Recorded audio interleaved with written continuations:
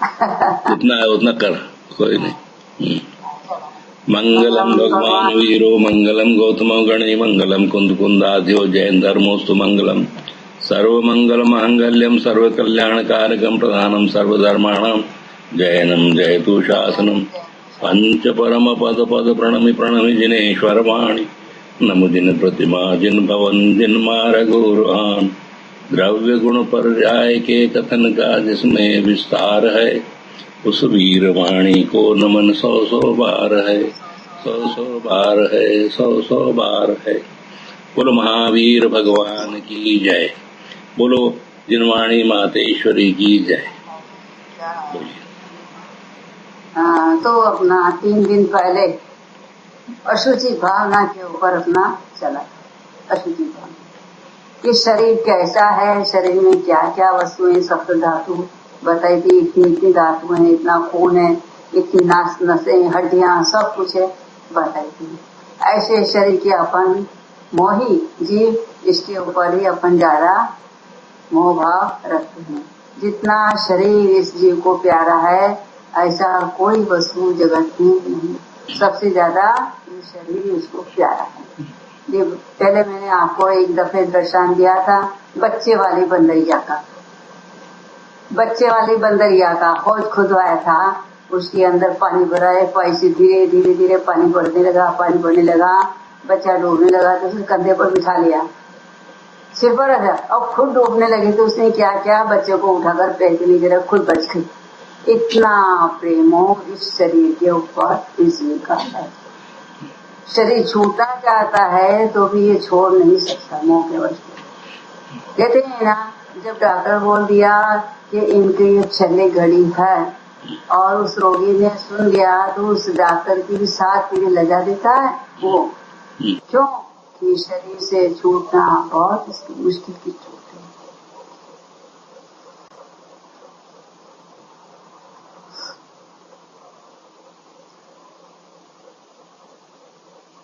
हाँ, तो और भी इसी शरीर के विषय में आचार्य कहते हैं अशुचि भावना के अंदर।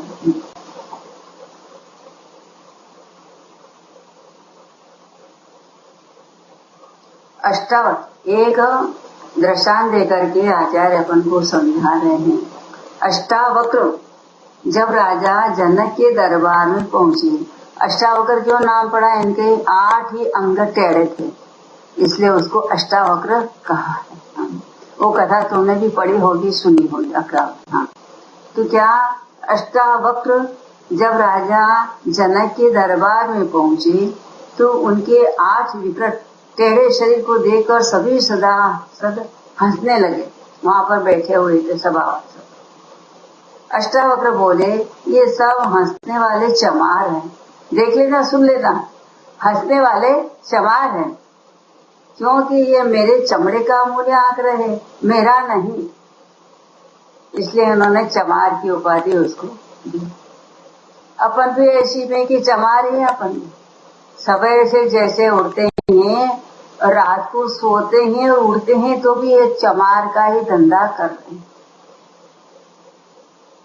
ये अपन चाम धो रहे थे, आए थे क्या करने और गए, कर क्या रहे हो आप? आया था मैं द्रव्य माने जीव धोने के, जीव द्रव्य धोने के लिए आया था, और अब कर क्या रहा है, चाम धो रहा है। जीव को धोना तो तूने छोड़ कर दिया, कैसे जीव, क्या क्यों ये मेला है जीव? क्योंकि द्रव्य दृष्टि पर्याय दृष्टि, 2 पर्याय दृष्टि पर अपना लेना है कि द्रव्य दृष्टि तो ये आत्मा शुद्ध है, पर पर्याय दृष्टि से मेला है। तो अपन इस भाव में, कौन से भाव में, मनुष्य भाव में आए हैं। तो क्या करने आए थे, क्या कर रहे हैं? अपन आए थे आत्मा धोने के लिए और कर रहे हैं क्या, चाम धोना, चाम धोना। अब आचार्य पूछते हैं, तू कौन, कहाँ का, क्या है रूप तेरा? इस तरह पूछा। तू अपन को अपनी पहचान तो नहीं है, और इस चमड़े की शरीर की पहचान, मैं आनंद कुमार हूँ। आनंद कुमार किसका नाम है? आत्मा का है क्या? दोनों की संयोगी दृष्टि से आनंद कुमार पहचान है। बराबर है कि नहीं? ऐसे अगर आपका जीव अलग हो जाए और ये शरीर पड़ा रहे, शरीर तो पहचान लेंगे ये आनंद जी का शरीर है, पर ये आत्मा किसका है कोई पहचानेगा क्या? तो आया था क्या करने को? आवाज आ रही ना? चेहरा फिर से बंद हो गया है। आवाज आ रही कि नहीं आ रही? आ रही है, आ रही है। हाँ हाँ, बस तो सुन लेना आवाज। हाँ, तो कि अपन यहाँ पर आए किस लिए थे? आत्मा धोने के लिए। और अब अपन कर रहे हैं क्या? चाम धो रहे हैं, चमड़ा साफ कर रहे हैं। आचार्य कहते हैं ये भैया अब तू ये चमड़ा कहाँ तक धोएगा? मैंने चमार का काम कर रहे हैं। भैया तुम्हारी जाति कैसी है? मैं तो चैन हूँ। और काम क्या करते हो भैया? मैं बूट जूते बेचता हूँ। तो ये अपना काम है क्या? तो अपन ये मोची का धंधा ही कर रहे हैं। सवेरे से उठ करके शाम तक सोते टाइम तक यही धंधा अपन करते हैं। आचार्य कहते हैं भैया अब आत्मा को धो, चाम धोना छोड़ करके आत्मा को धो और तेरी आत्मा के सब कर्म नाश करके मोक्ष में जा। अब कहाँ तक ये चमड़ा धोता रहेगा? नादिकाल से धो रहा है और धोता आ रहा है। तो यहाँ पर क्या बताया है? अष्टावक्र जब राजा जनक के दरबार में पहुँचे तो उनके 8 विकृत टेढ़े शरीर को देखकर सभी सभासद हंसने लगे। अष्टावक्र बोले ये सब हंसने वाले चमार हैं, क्योंकि ये मेरे चमड़े का मूल्य आंक रहे हैं, मेरा नहीं। सत्य है। तो क्या बताया है? छंद लिखा हुआ है, चंदन पड़े चमार घर। चंदन अगर चमार के घर आ जाए, उसकी लकड़ी चंदन की प्रतिदिन कूटे चाम, होता है चंदन का हथौड़ा। मानी चमड़ा कूटने के लिए ये लोग लकड़ी का हथौड़ा रखते हैं। उस लकड़ी का उस वो हथौड़ा काय का था? चंदन का। तो कूट उसका क्या काम? रात दिन हथौड़े से क्या करता है? वो चमड़ा कूटता है। चंदन पड़े चमार घर, प्रतिदिन कूटे चाम। चंदन बेचारा क्या करे, पड़े नीच के दाम। उस चंदन की क्या बेचारे की शक्ति है? वो चमार के घर में पड़ा हुआ है, इसलिए उसका काम क्या है? चाम कूटना। उसी तरह से अपना क्या काम है? चाम धोना। क्योंकि हम नीच के घर पड़े। नीच कौन है? मोहनी कर्म। अगर ये मोहनी कर्म ना होता तो ये चमड़ा धोते नहीं, इसके ऊपर अपन वैरागी बन जाते। मुनि महाराज वैरागी होते कि नहीं होती? शरीर के प्रति कितने वैरागी रहती, कितने भी उपसर्ग आ जाए तो समता से वो सहन कर लेते हैं। क्यों भाई? उस उपसर्ग को दूर करने का क्या उनमें ताकत नहीं है क्या? ताकत तो बहुत है, पर इसलिए इन्होंने मोह तोड़ दिया। इसलिए वो परीक्षा सहन करके खुद की आत्मा को कठिन बना करके तपस्या करते हैं।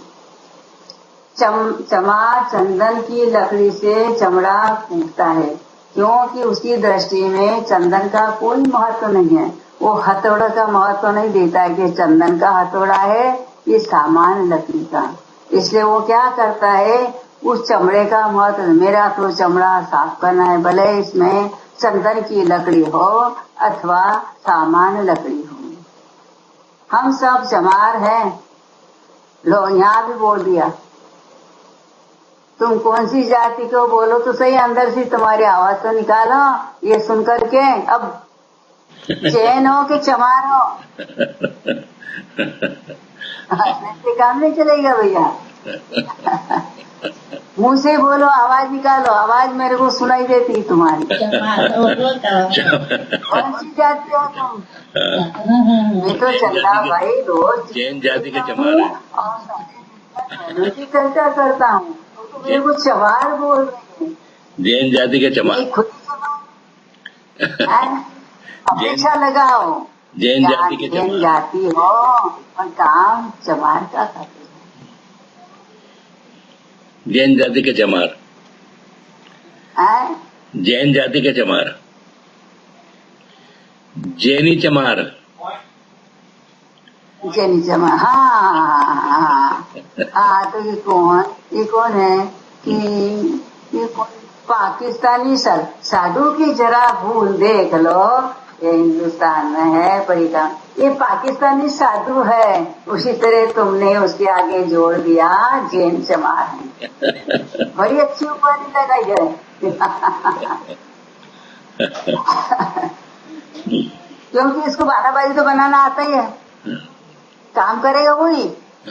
जो सामान्य चमार होगा और जो जैनी चमार होगा, काम तो वही करेगा, वही काम। पर बोले मैं जैन हूँ इसलिए जैनी चमार है। कोई महाराज आ रहा है, कोई प्रश्न पूछे तो पूछना कि हम जैनी चमार है महाराज जी। तुम्हारे यहाँ तो महाराज आते नहीं, पंडित लोग तो आते होंगे। चलो, हाँ, तो हम सब चमार हैं, इस हड्डी चमड़े की से भी, इस हड्डी चमड़े की से में भी लगे रहते हैं। इसमें हड्डी चमड़े में लगा रहता है, मैं दुबला हो गया हूँ, मेरे में शरीर का माने खून कम हो गया, ये सब किसके काम है? चमार के काम है। हाँ, परमात्मा के लिए क्षण भर भी समय नहीं निकालते, अपने धर्म के लिए न खाना पीना मोड़। हम किसी के रूप का चमड़े का उपहार न करें,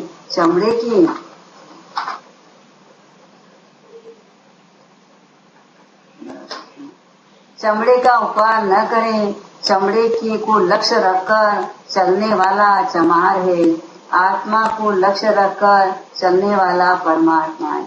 और परमात्मा और चमार में ये भेदभाव बना दिया चाहिए।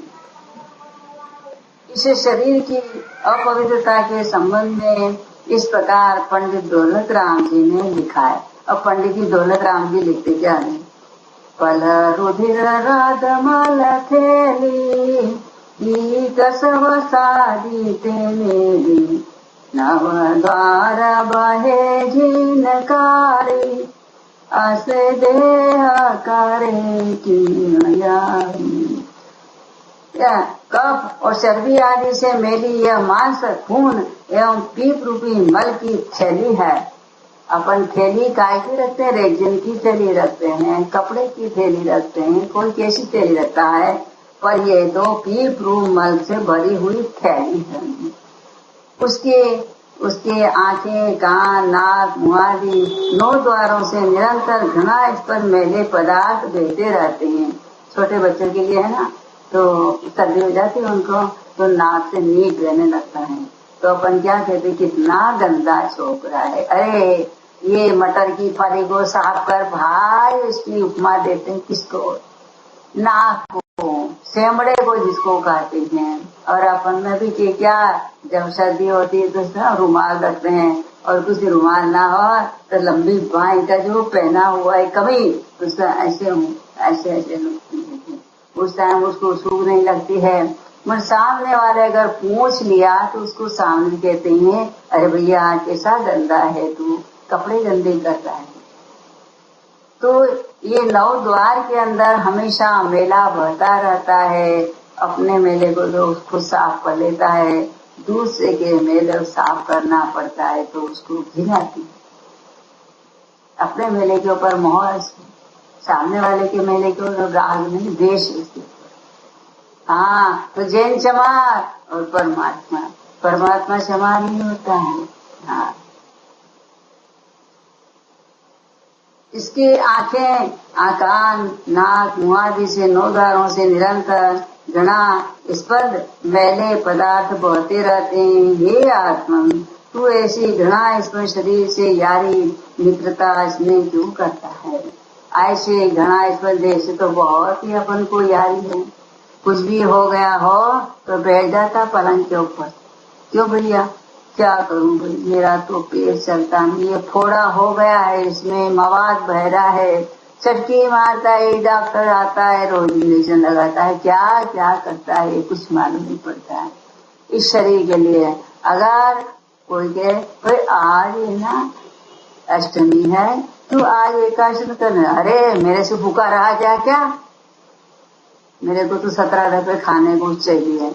इस शरीर से इतना स्नेह है, इतना घिना आ रही है, फिर भी इसे स्नेह नहीं होती। इसी संदर्भ में पंडित भूतरदास जी की पार्श्व पुराण में निम्न पंक्तियां भी दृष्ट हुई। देह अपावन अतिर जिनावन, या में सारन कोई, सागर के जल से शुचि कीजे, तो भी शुद्ध न होई।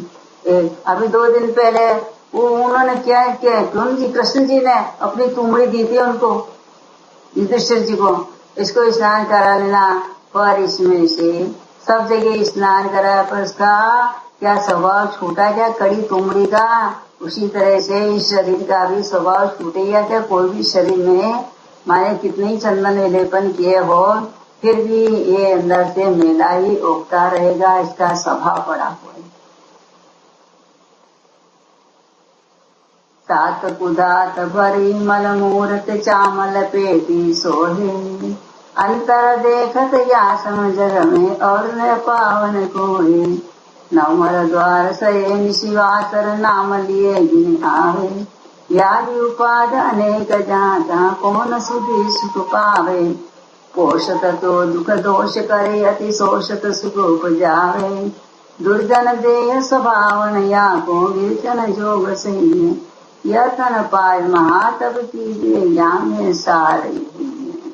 क्या थे मगर राज ने क्या बताया छली मीठी के अंदर कि हे जीतू, इस मनी तेरे को शरीर मिला है, सब कुछ मिला है, ये अति अकिनावना है, सब कुछ है, और कम से इस शरीर को पा करके तू तप कर ले,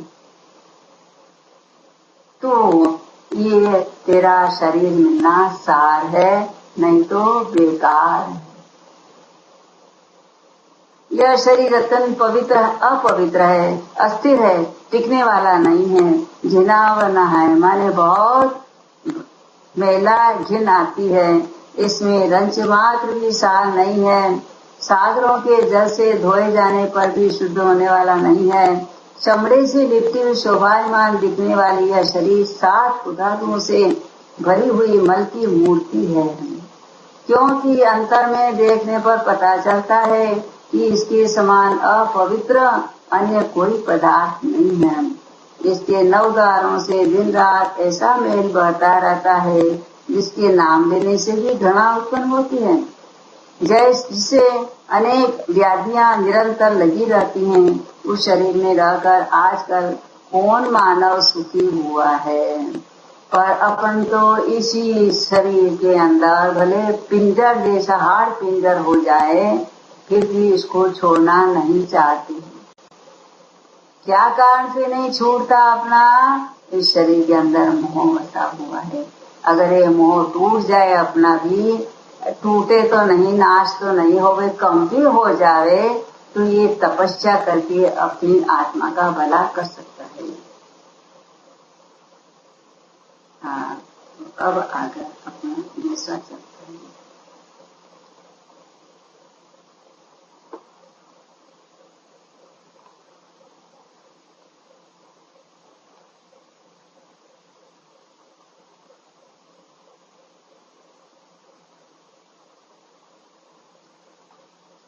हाँ, तो पल्ले किसे कहते हैं और सागर किसे कहते हैं? बहुत पहले अपना चला था आनंद कुमार जी।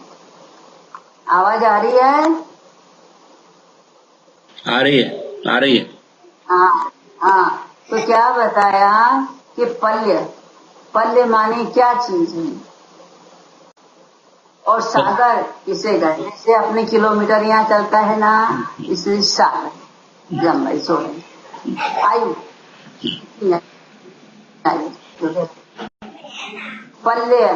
पल्ले किसे?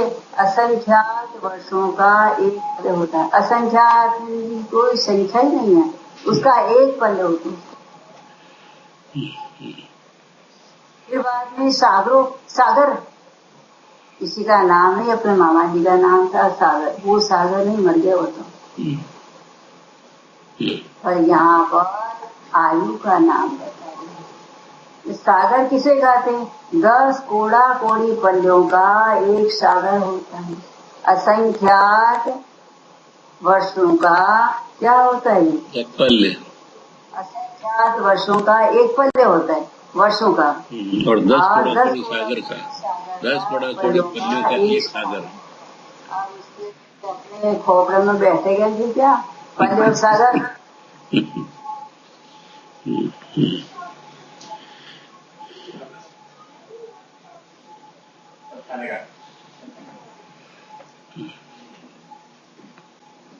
सर्वार सिद्धि के आमिंद्र कितने भव अवतारी होते हैं? एका अवतार है, एक अवतार है, एक भव अवतारी।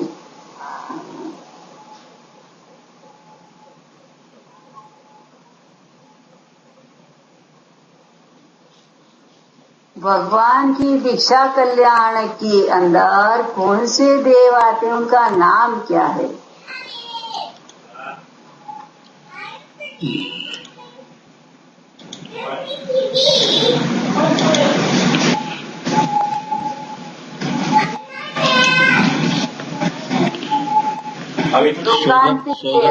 सोधर्मेंद्र आते हैं। भगवान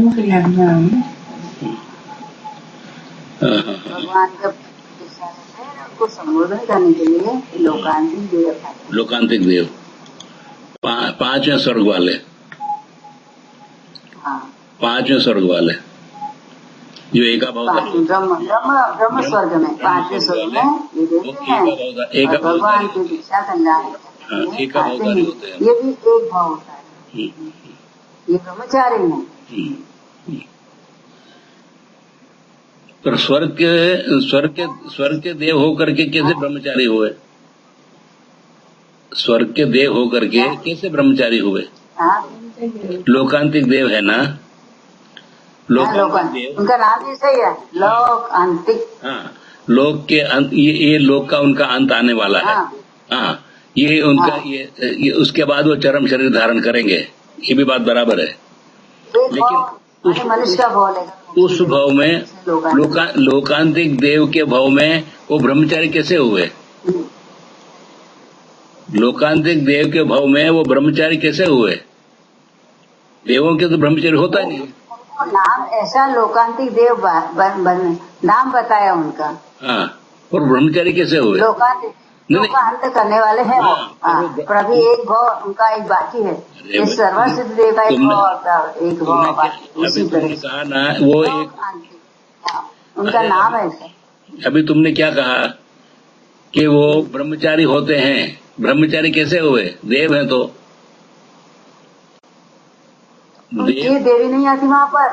बोले देवी नहीं आवे, पर देवी के देवी आती है और बाकी की देवियां नहीं आती वहाँ पर। भले नहीं आवे, वो ब्रह्मचर्य है। तो क्या नहीं मिले? जिसकी शादी नहीं होती वो ब्रह्मचारी होता है? नहीं, होते ना, जिसकी शादी होते हैं ना, जिसकी शादी नहीं होती ब्रह्मचारी होता है। मैं क्या बोल रहा हूँ? हाँ, वहाँ देवियां नहीं उनकी, वहाँ नहीं आते ब्रह्मचारी। वह ठीक है, जिनकी शादी नहीं होती क्या वो बाल ब्रह्मचारी होते हैं? नहीं, वहाँ देवी नहीं है, वहाँ देवी नहीं आती नहीं, पर वहाँ तो मन तो है ना,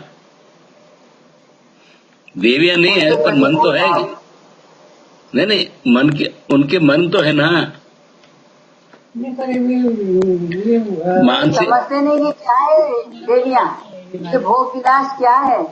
वो तो हमेशा धर्म की जैसे सिद्धि के देव हमेशा तत्व चर्चा करते हैं। 33 सागर सुन, ये 8 सागर के तत्व की चर्चा करते हैं। लोकांतिक देव, नाम इनका लोकांतिक, और ये देवी का संग नहीं करते।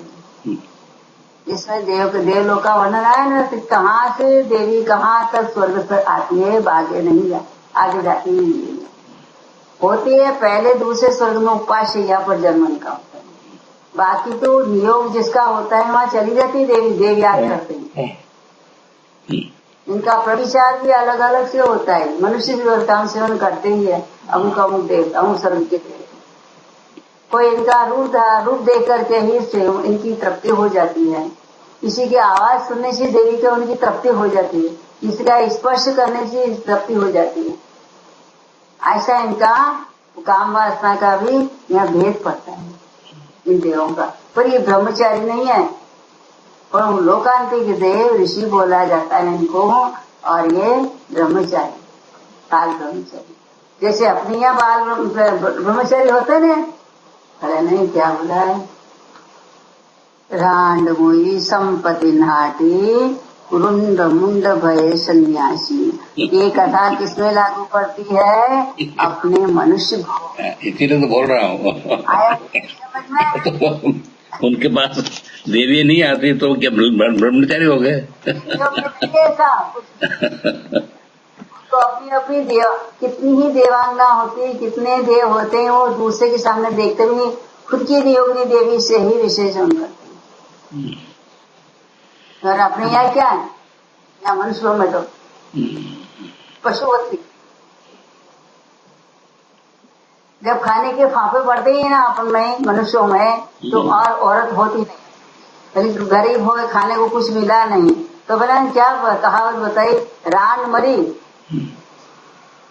संपत्ति नाटी, धन धन दौलत कुछ भी नहीं, रुंड मुंड भय सन्यासी, चाहे वो खाने के लिए सन्यासी बन जाती है। और जब उनका उसी भाव के अंदर सच्चा अच्छा होने वाला होता है तो हाथों हाथ वैरागी भी बन जाती है। जैसे अंदर चोर, वो तो राजकुमार था, जैसे वो ही भी कमी नहीं। और एक ऐसी इसकी आदत पड़ी हुई थी चोरी, और खोटी उसकी जब व्यसन मुक्त हुआ, व्यसन मुक्त होते पहले ही उसने तो क्या बोला है, आनुनताम श्वेत वचन परमान, कितनी मिथ्या दृष्टि में पड़ा था, मिथ्या में पड़ा हुआ था ये, और श्रद्धा हो गई इसके ओंकार मंत्र के ऊपर। उससे से उन देवों को भी यही श्रद्धा है, वो देव को याद नहीं करती, ऊपर आंख उठाकर भी देखते नहीं। जैसे सीता जी को हरण कर करके रावण ले गया था, तो रामचंद्र जी जब आते ही दंडक वन के अंदर, तो जटायु पक्षी सिसकता हुआ दिखता, क्या हो गया इसको, प्राणांत हो रहा है उसका। पहले सीता जी की याद नहीं आई, पहले उसको नमोकार मंत्र सुनाया और उसकी आत्मा का भला कर दिया उसने। जिसकी बात सीता जी के विलाप में सीता जी जब उसको रावण हर करके ले गया, तो अपनी जी जेवर थे ना, निकालती गई विमान फेंकती गई, निकालती गई विमान फेंकती गई। तो जब लक्ष्मण आता है और दोनों भाई उस रास्ते से जाते हैं, तो सीता के जेवर वो देखते हैं। तो रामचंद्र जी लक्ष्मण जी से पूछता है, देख तो लक्ष्मण, ये सीता के जेवर है, पहचान तो सही, देख मोहनी कर्म की कितनी बलिहारी होती है। और जो ब्रह्मचारी, वो ब्रह्मचारी नहीं थे, नारायण थे लक्ष्मण जी, तो उनके कितनी आठों रानियां थी, ध्यान रखना। तो क्या बताया उन्होंने कि भैया मैं सीता मैया का कोई भी जेवर नहीं पहचानता, पर मैं रोज उठ करके सीता मैया को प्रणाम करता था, तो मैं उनके पाँव में जो बिछिया रहती है ना, वो बिछिया में पहचान सकता हूँ, और बाकी कोई भी उसका देवर नहीं पहचान सकता। कितना संयम होगा उनको, कितनी टाइम साथ सीता साथ रही, फिर भी वो जेवर पहचानने को इनकार, ऐसा उनका परिस्थिति पर संयम था। आंख उठाकर भी नहीं देखना मेरी इष्टों की सिवाय। इस तरह से यहाँ लोकांतिक देव का मैंने वर्णन किया है, तो ब्रह्मचारी ही रहते हैं, उनके पास में कोई भी देवी नहीं रहती, ऐसा शास्त्रों में कथन है, देवलोक का वर्णन में आता है।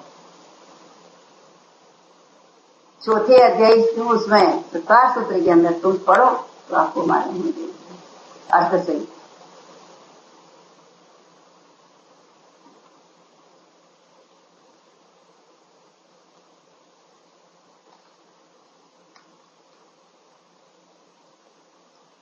वर्ण के 5 भेद कौन कौन से हैं?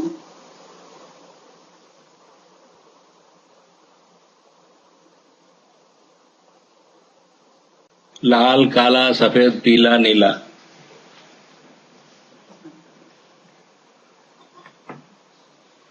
उद्गल के उत्तर गुण कितने? उद्गल के उत्तर गुण 20 भी है, 27 भी है, 28 भी है। बराबर 20 है। दूसरी जगह 27 28 लगाए, माने कान का बताते कर्ण। कर्ण का मन का विषय लगा दो तो 27 28 हो जाएंगे। तो वैसे मुख्य गुण कितने? 20। हाँ हाँ।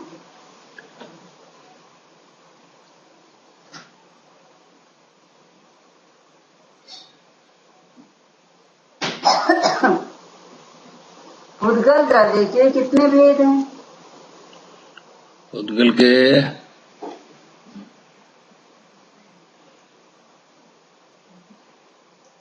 5 भेद है। ख्याल नहीं? 2 अणु और स्कंद। अणु और स्कंद। अणु और स्कंद। अणु किसे कहते हैं? सबसे छोटे हिस्से को, जिसके भेद नहीं हो। हाँ हाँ बराबर। स्कंद 2 या 2 से ज्यादा अणुओं के मिलन को स्कंद। हाँ हाँ बराबर। उत्पाद किसे कहते हैं? पैदा होना।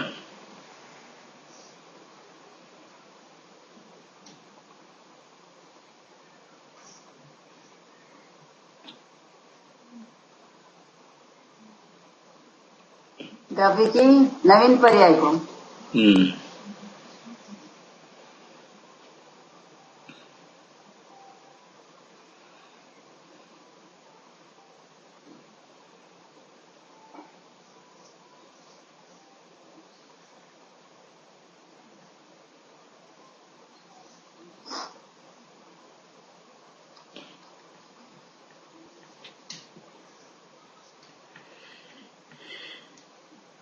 बंध किनका होता है? आत्मा और कर्मों का बंध होता है। गुण किसे कहते हैं? जो द्रव्य और पर्याय के साथ रहे वो गुण है। बताया, ऐसा पूछा है कि प्रश्न अमूर्त 6 द्रव्य बताए ना, 6 द्रव्य, उनमें अमूर्ति कितने, मूर्ति कितने? अमूर्ति 5 है और मूर्तिक 1 है। उद्गल मूर्ति के, बाकी 5 अमूर्ति के।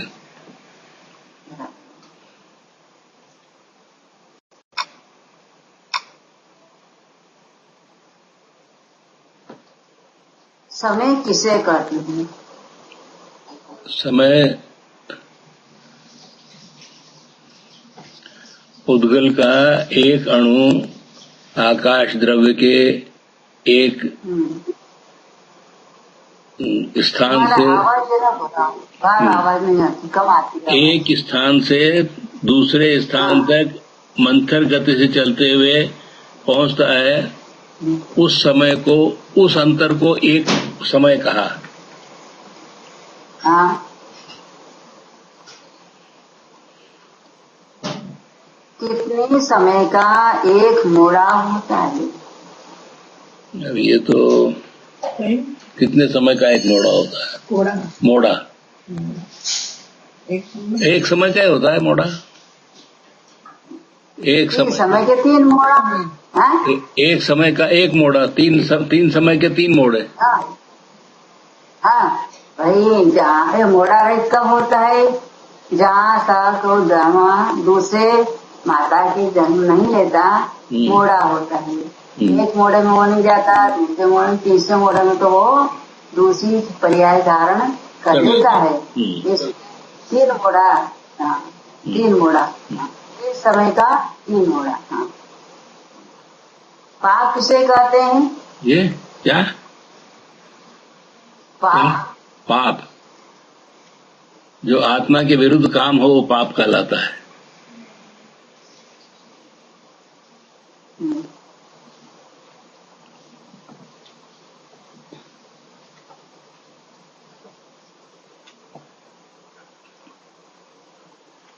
मिथ्यात्व किसे कहते हैं? जो सम्यक से रहित हो वो मिथ्यात्व है।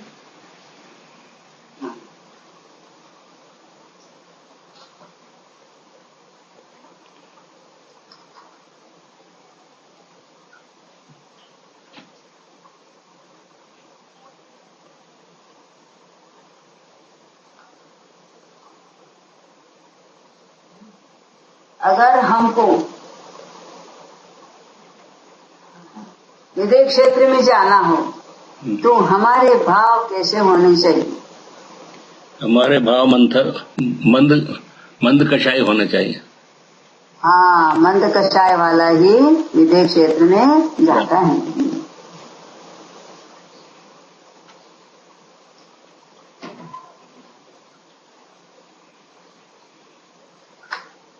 सोले भावना भाने से क्या होता है? 16 कारण भावना भाने से तीर्थंकर पदवी प्राप्त होती है। क्या सभी को अगर 16 कारण भावना भाए तो क्या उनको तीर्थंकर नाम करूं प्राप्त हो जाती? नहीं, ऐसा नहीं है, पर ज्यादातर ये कारण उसमें यही है, 16 कारण भावना में। क्या उसमें 2 बातें बताइए। केवली शुद्ध केवली के चरण कमल में बैठकर जो 16 कारण भावना पाता है उसी को ही तीर्थंकर नाम कर्म बनता है। और अभी केवली शुद्ध केवली यहाँ पर है नहीं है। क्या यहाँ पर नहीं है? पंचम काल में नहीं है, लेकिन यहाँ पर तीर्थंकर नाम कर्म गोत्र बनता है। अब विदेश क्षेत्र में इतने तीर्थंकर होते हैं तो जितने भगवान के समोषण में तो बहुत लोग बैठते हैं, तो क्या सभी को हो जाता है? नहीं, सभी का भी नहीं होता। जैसे कौवे का बैठना, डाल का टूटना, इतना भी ध्यान रखना। वही बात है। हाँ, पेशा लगा लो। हाँ। कितने असंख्यात जीव थे भगवान के समोषण में। तो वहाँ तो अभी 170 से ज्यादा होते ही नहीं है, ज्यादा में ज्यादा। हाँ, बराबर। जैसे तीर्थंकर हमेशा 24 ही होते, 25 में नहीं होते। उसी तरह से यहाँ पर भी तीर्थंकर नाम गोत्र कर्म कहीं सभी का नहीं बन जाता है। ऐसे वीर से विशुद्धि भावना भाई, अब तो मैं तो तीर्थंकर बन जाऊंगा। मरी जाएगा क्या? नहीं बनता। हाँ,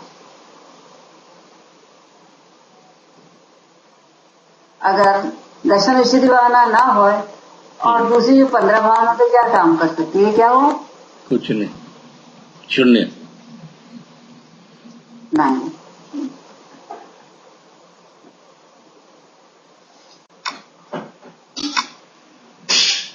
अंतराय कर्म की कितनी प्रकृतियां हैं? अंतराय कर्म की 5 प्रकृतियां हैं। लाभांतराय, वीर्यांतराय, भोगोपभोगंतराय और 5 प्रकृतियां हैं। 4 हुई। भोग और उपभोग। हाँ, भोग और उपभोग। 5वीं रह गई। 5वीं रह गई ज्ञानांतराय, भोगांतराय, लाभ, भोग, उपभोग और वीर्य। इस तरह से 5 प्रकृति। दानांतराय, लाभांतराय, भोगांतराय अपन बोलते हैं ना, अंतराय कर्म।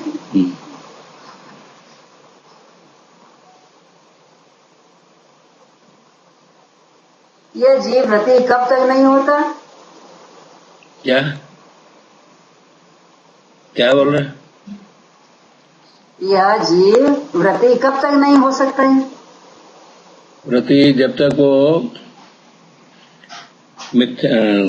पहले गुणस्थान में हो गए। जब तक इसकी शल्य रहती है ना, वहाँ तक ये व्रति नहीं होती। शल्य कितनी होती है? 3 हाँ, शल्य तरह से चुपती है। 3 शल्य होती है। 3 माया, मिथ्या तो निदान। हाँ। व्रति के कितने वेद हैं? व्रति के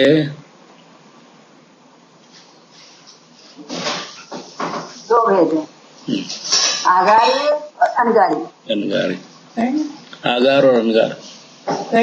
आगारी व्रति। अनगारी एक देश के श्रावक को, एक देश श्रावक को कहा है आगारी। अनगारी माने मुनिराज को कहा है, माँ और पालने वाले। इस तरह से 2 वेद होते हैं।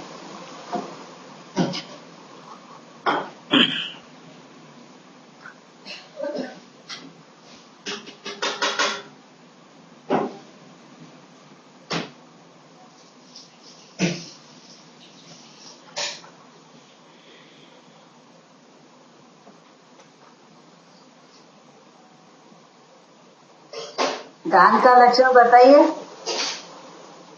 दान 4 प्रकार, 4 संघ को दीजिए।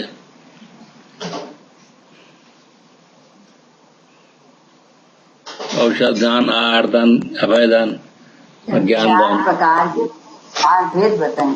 दान का लक्षण क्या बताया है? अपने और पर के उपकार के लिए धनाधिकार त्याग करना दान कहलाता है।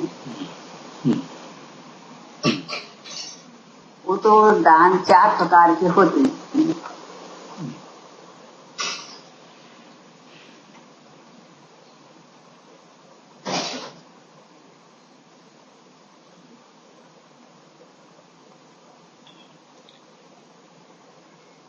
व्रत किस 4 गतियां होती है ना, किस गति के अंदर व्रत धारण किए जाते हैं? व्रत धारण की 2 ही गति है ऐसी, जिसमें एक तो मनुष्य और तिर्यंचों में एक देश, कभी कभी कोई कोई बिरला। मनुष्यों में बिरले लोग करते हैं व्रत धारण। 2 ही गति है। 2 ही गति है। व्रत धारण करने में 2 गति है, तिर्यंच और मनुष्य। तिर्यंच में माने अनुव्रत धारण किया जाता है, श्रावक व्रत। और इसी मनुष्य में तो श्रावक और मुनि धर्म दोनों पास व्रत किए जाते हैं।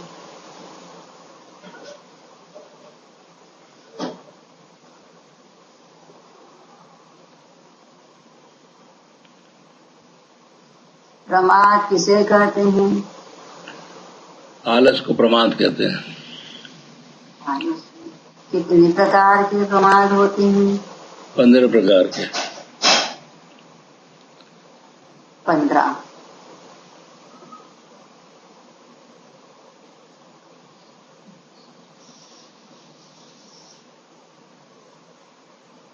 पर्याप्तियां कितनी होती हैं? पर्याप्तियां 6 होती हैं। कौन कौन सी? आयु, श्वासोच्छ्वास,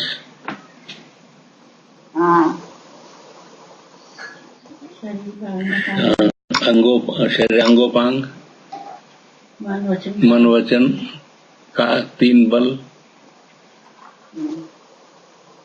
पर्याप्तियां।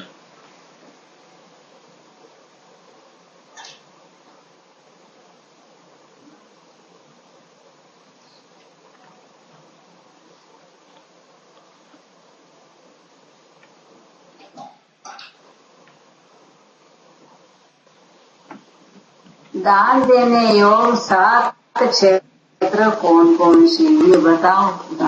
क्या दान देने योग्य? 4 है। क्या ध्यान देने योग्य? देखो, एक तो दान किसमें पूजा करते हैं उसके अंदर दान देना, पहला क्षेत्र। प्रतिष्ठा हो रही है वहां पर दान देना, तीर्थ यात्रा जाने वाले दान देना, पात्र दत्ती, समदत्ती और दया दत्ती, अन्वय दत्ती, इस तरह के 7 क्षेत्रों में दान देना योग्य है।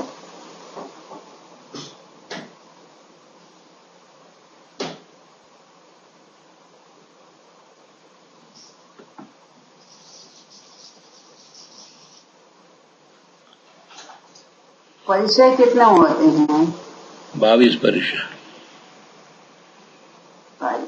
अभक्ष कितने होते हैं? 22 अभक्ष।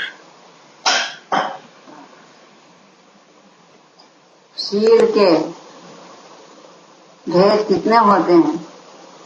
शील के 18,000 भेद।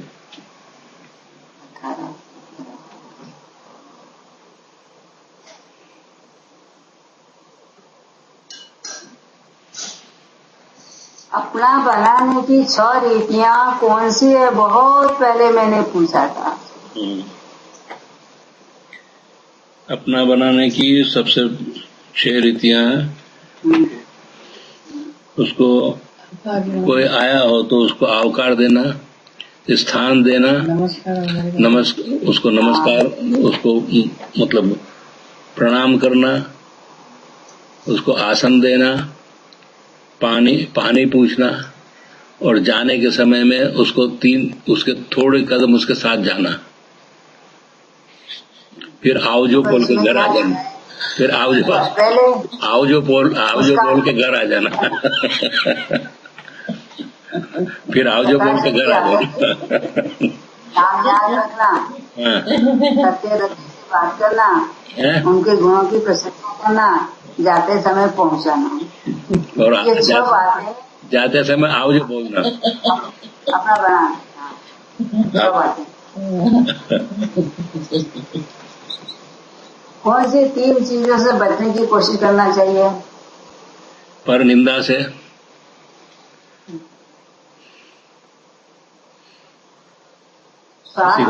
पर निंदा से, किसी का हाथ, बुरी संगत, पर निंदा और पर निंदा, ये 3 बातों से बचने की कोशिश करना। एक तो बुरी संगत, और दूसरी पर निंदा, और तीसरी तीसरी क्या? बुरी संगत नहीं करना, और स्वार्थ त्याग करना, और पर निंदा नहीं करना। क्या? हाँ, अच्छे कहलाने वाले होते हैं तो ये बातें छोड़ देते हैं। समझ में आया ना? तीसरा क्या बताया?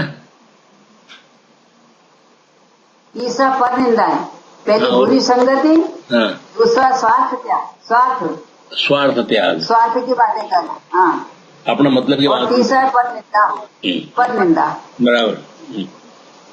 बराबर। और अपना बनाने की 6 रीतियां, ये तुमको आ गई है याद? ठीक।